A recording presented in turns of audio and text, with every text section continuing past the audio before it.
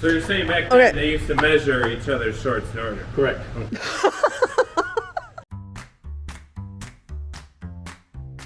Hi, I'm Randy Donley, and I'm here with Susan again. It's always Friday for our podcast, so Susan will be a little silent today. But a few things I wanted to tell you that you're going to see coming up in the podcast a little later. This week, of course, was Veterans Day, and we certainly love and honor and respect all of our veterans here in this country. So we've got a little bit about Veterans Day. Hi, I'm Randy Donley, and I'm here with my brother Mike, and we're standing in the Wild West town today because it's Veterans Day, and although you're not seeing this until Friday or later, we're here on Veterans Day, and one of the favorite displays that Mike and I have always had here at the Wild West town was the Harold Kinreed exhibit. All of his uniforms from World War II on display here. And how fitting, being Veterans Day, that we would be standing in front of this cabinet. And Harold Kinreed was at one time, of course, a young man from Marengo, Illinois, who back in 1932, he wrote a little article that got published in the Marengo Republican newspaper, and it's When I Grow Up by Harold Kinreed. And I just love some of the quotes here. When I grow up, I want to be an aviator. And one of the lines that he puts in here, someday I hope to own my own plane, and I think we will be riding in airplanes someday the way we now do as automobiles. And of course, he got his dream to be an aviator, huh, Mike? Yes, he did. Yes, he did. When World War II broke out, he was drafted and was drafted into the Army Air Corps. He took his training down in Texas, and it was towards the end of the war, actually. It was, I think, 44 when he was drafted, and went overseas. He was stationed in India, and on one of his missions, they stayed over. They couldn't find a target of opportunity. He flew. No, first of all, let's back up here. He was a bomber pilot. He was a bomber pilot. He flew this B-29 Superfortress here called the Haul and Ass. That was his plane. Yeah. Politically incorrect today, but back then. Yeah, and so they were on a bombing mission, and they couldn't find a target of opportunity because there was too heavy cloud covers over there. So they stayed too long, and on their way back, they ran out of fuel. And Harold stayed at the controls and let the other guys bail out to safety, and he rode the plane in and was killed. And but wasn't it just weeks before the end of the war? Yeah, actually it was, let's see here, February 18th, 1944. So, wow. Yeah, just... So there's a newspaper article from the Woodstock Daily Sentinel that's got Harold Kinreed all in headlines, killed. And here we actually have, he wrote this article in 1932. In 1936, he received his Eagle Scout award. Mike happens to have it in his hand. And there's his sash from being a Boy Scout in our display. There's Harold's Eagle Scout award that he received and a set of his dog tags. So again, Harold Kinreed definitely is exactly the type of person that Veterans Day is all about. Without people like Harold in all of our wars, and especially World War II, we wouldn't be having the freedom and the liberties that we do have today. So again, thank you to all of our veterans out there. And certainly to Harold and his family here from Marengo, Illinois. A very fitting tribute for Harold. It really is, and we do decorate his grave every Memorial Day too. Oh, cool. And one thing else I want to bring up about the Scouts. He was the first. He and Bobby Osborne were the first double Eagle Scouts in Marengo in 1936. Now, interesting enough, Bobby was drafted into the Army. And 4 weeks after Harold was killed, he was over in Italy, and he was saving men that were being wounded. He was dragging them back, and he was killed. Wow. 4 weeks later, and they're buried about 100 yards apart in the cemetery in Marengo, Illinois. So one of the common questions that people have when they see this display here, Wild West Town, is what's all this paper money hanging in his hands? And that's referred to as a short snorter. Now, what's a short snorter?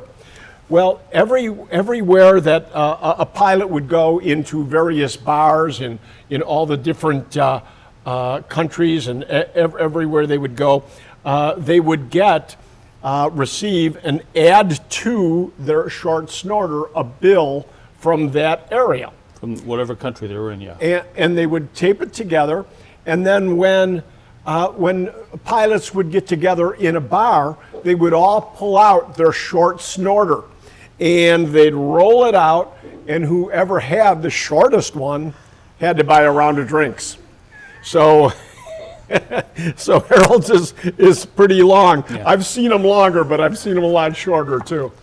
But it's quite. There's people that in World War II collecting. That's all they collect are short snorters, and they're not easy to find. Harold ended up marrying his high school sweetheart, Evelyn Hammond. They lived about a block apart, and there they are. They got married right before he went overseas, and she was working at the pickle factory in Marengo when she tomato factory. I got it correct. Oh, I'm sorry. It was a tomato factory. What was the name of that place? Hub's Tomato Factory. Yeah. In Marengo, right on Route 20. When she came home and saw her mother sitting there with the telegram. Yeah, that's a very sad moment. And you know, just for conversation's sake, when we met Evelyn in the 1970s, she was still in love with Harold. So when you talk about casualties of war, it's not necessarily somebody who got killed overseas, but how it ruined complete families. Her life was destroyed by the war and losing the true love of her life. And you know, again, it's sad, but that's what Veterans Day is about, right here. And we're standing next to the buffalo. You'll see Tucker not particularly fond of the buffalo. Yes, Susan is there, of course, identifying how much she also loves the buffalo. You don't like him, huh?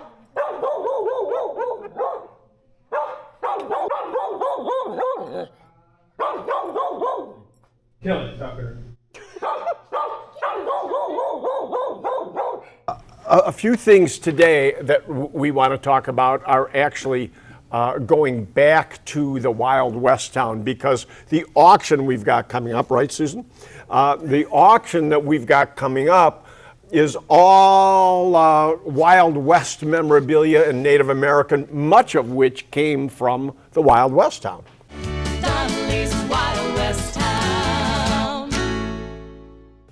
Isn't that correct? So, what we want to talk about too is that Ryan, he'll tell you a little bit more about this, has put together a contest, a Wild West Town contest. Howdy, Wild West Town folks. Guess what? I'm standing right in front of Donley's Wild West Town. Sadly, it's been closed for a couple years, but coming up next weekend, we have the unbelievable Cowboys and Indians auction featuring the Donley's Wild West Town collection. And just to get everybody a bit excited, we're going to throw in a little bit of a contest. So go through the catalog right now, DonleyAuctions.com, take a look through the Cowboys and Indians auction, and now factor back into the good old days when the Wild West Town was open, you walked through the museum, you were pining for gold, walking through the saloon, you name it, we did a little bit of everything here. Think about those days, go through the catalog, and when you find one of those items that you're just like, God, I remember that from the museum, take a picture, share the link, go on Facebook, Instagram, all social media, tag us, and just push out the collection. That enters for you to get a chance to get a hard hat from the gold mining or one of Donley's Wild West Town cowboy hats. So all you have to do is go through the catalog, DonleyAuctions.com, find one of your favorite items out of the Wild West Town collection, and share it. Thank you very much, and we'll see you at the auction. Ryan didn't do this. I just got the word that now Ryan's not the guy at all. It was Karin. So we want to give credit where credit is due. Ryan, you're out. Karin, you're in. Credit level much higher. Right, Susan? Ouch. Okay. So she got rehired. Yeah, I got rehired. So, I was fired last week, so. let's show Ryan up in his office up here. Yeah, Ryan's got the highest level here. Look at where his office is in this building. He looks over all of us, and so Down on us all. there you go. Yes. So I guess he's in charge. You can write the paychecks this week, by the way. Hi, I'm here with Mike Khanchalian right now. He's in from California working on the record collection that's coming up in July. We have the complete collection, phonographs and records, from Alan Koenigsberg and from New York. And we're right now going over records. Mike is listening to everything, making sure that he's identifying some rare pieces. And I don't know if Mike can hear me. I can't hear a thing. Good. If you could take your earbud out for just a minute. Well, hello. Mike, tell me, have you found anything rare in this collection? Oh, there's some one-of-a-kind items here. You don't want to miss them. Wow. Take a look and show up for the auction in July and be surprised. Now, a lot of the brown wax, Mike, the early brown wax looks discolored, but it seems to me that you're actually able to play it even though it has that corroded surface. Some of them are playable at least enough so that you can recognize the song and the history behind it. In some cases, no, but we'll try to explain what's what here. So amongst some of the rare records that you found, it's my understanding that what I'm holding right now is the confession from H.H. Holmes, Yes. who was the notorious serial murderer from the White City, which was 1893 World's Fair. Yeah. Now, the text of that confession, and that was made just before he went to his death, actually. Right before. And there are recordings that were actually made of him at that time. And there were also, of course, recordings made of other elocutionists repeating what he said. But even though this record is largely unplayable in places, I have yet to look. The complete text is inside, comes with it. Incredible rarity, because H.H. Holmes actually had to sit in front of a phonograph much like this and speak into the phonograph for this to even take place. Yeah, right before he was killed, right? Wow. Right before. Rare. And Mike, for those of us who might be more novice about phonograph records, again, the pink cylinders, known as pink Lamberts, they're still pretty scarce, aren't they? They are very scarce. You have some of the earlier ones here, and then some of the later ones. They were made from 1900 to 1905 by a competitor to Thomas Edison, and they used celluloid and had gotten in a patent before Edison to use celluloid on records, and Edison was stubborn and didn't want to buy the use of that patent all the way until 1912 when he finally gave in. Wow. So he was putting out wax all that time. Wow. And Yeah. in the meantime, Lambert was making records, and Yeah, right here in Chicago. incredible. Again, you talk about Chicago history, we have it. All this came to us from New York, one of the biggest collectors in the world. Yeah. Actually, Alan Koenigsberg, he passed away in June. Yep. And we're selling off his collection this coming July. We'll be announcing the date on one of our future podcasts. While Mike was here in town, we recorded a radio show. So definitely tune in. That's this Sunday. On what channel, Mike? Channel, well, that would be TV, but it's frequency 890, it's WLS, and you can also get it online. WLS, world's largest store, but nobody cares. Which is our radio show that we do every Sunday, WLS 890 at 10 a.m. Don't miss it. Mike, I want to thank you for coming and helping Thank you. with the identification of all these rare cylinders. We couldn't do it without you, buddy. It's a pleasure. Thanks so I much. always enjoy working with you guys. Susan, you got anything to add to the podcast today? So here we go.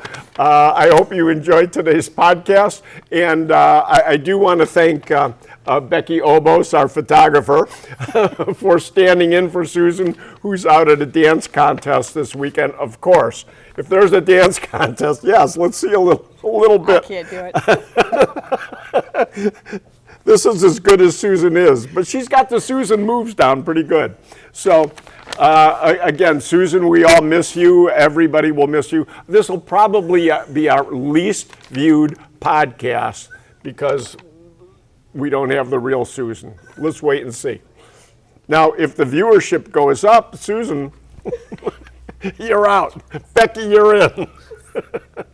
A few more things, again, reminding you one last time to look at the auction that we have for Wild West memorabilia and so on. Here, Susan is sitting on one of the saddles that actually used to be in front of the bar, in front of the saloon at Clayton's Saloon, where we sold more sarsaparilla in this state than anybody else. And a few other little interesting facts about Wild West Town is that Wild West Town actually purchased more pyrite than anybody else in the United States at the time when we were operating the Wild West Town. And we actually sold more toy guns in Illinois than anybody else. We were selling Paris guns, and we were second only in sales of toy guns to Disney. So, yeah, we sold a lot of toy guns back in the day. And a few other little interesting facts. Everybody's familiar with Beanie Babies, and you all know my mom was a Beanie Baby distributor, but she actually knew Ty Warner, the creator of Beanie Babies. Do you remember that, Susan? She knew Ty Warner because Ty Warner actually called on her when he worked for a different company. Before he started the Beanie Baby company, he was a salesman for a different plush toy company and would call on my mother. So she actually knew a Mr. Warner before he became famous and rich with the Beanie Baby craze. And of course, she loved having her Beanie Baby franchise. So we sold a lot of them here back at Wild West Town. So that's all gone. We're all Donley Auctions here now at the Wild West Town, but we're still selling off part of the collection. And Susan, for now, I'm Susan. little louder, Susan. I'm Susan. Yeah, that sounds pretty much like her. And I'm Randy Donley, and we'll see you at the auction. So for now, I'm Susan. and I'm Randy Donley, and we'll see you at the auction.